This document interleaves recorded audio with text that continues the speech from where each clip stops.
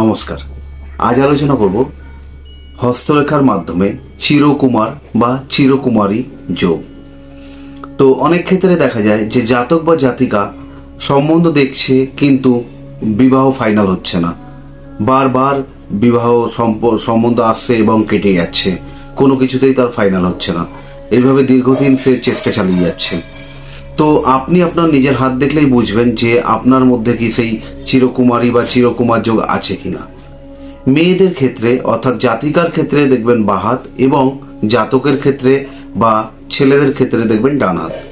যদি বিবাহ রেখা দেখেন যে বেশ অনেক বড় হয়ে গিয়ে এবং সেই বিবাহ রেখা মোটামুটি অনামিকা আঙ্গুল বা মধ্যমা আঙ্গুল বা তর্জনী আঙ্গুলের কাছাকাছি পৌঁছে গেছে, তারপরে এছাড়াও যদি বিবাহ রেখা ঊর্ধ্বমুখী হয়ে যদি কনিষ্ঠ আঙ্গুলের প্রথম পর্বের দিকে পৌঁছে যায় বা কনিষ্ঠ আঙ্গুলের প্রথম পর্বে যদি কোনো ক্রস চিহ্ন থাকে, তার মানে বিবাহ রেখা যদি ঊর্ধ্বমুখী হয় এবং কনিষ্ঠ আঙ্গুলের প্রথম পর্বে যদি ক্রস চিহ্ন থাকে, সেক্ষেত্রেও চিরকুমার বা চিরকুমারী যোগ হবে।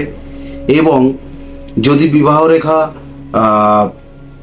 বড় হয়ে গিয়ে অনেক বড় হয়ে সেটা যদি বৃহস্পতির পর্বে বা শনির ক্ষেত্রে বা রবির ক্ষেত্রে অর্থাৎ অনামিকা আঙ্গুল, মধ্যমা আঙ্গুল বা তর্জনী আঙ্গুলের দিকে যদি অগ্রসর হয় আর কনিষ্ঠ আঙ্গুলের প্রথম পর্বে যদি ক্রস চিহ্ন থাকে, সেক্ষেত্রেও কিন্তু বোঝা যায় যে জাতক বা জাতিকা কিন্তু চিরকুমার বা চিরকুমারী হবে।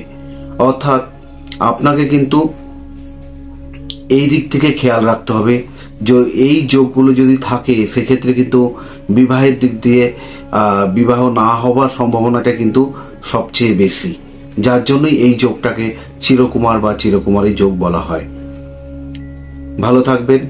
আপনি নিজের হাত নিজে দেখে নিন। সাবস্ক্রাইব করবেন, লাইক করবেন, শেয়ার করবেন।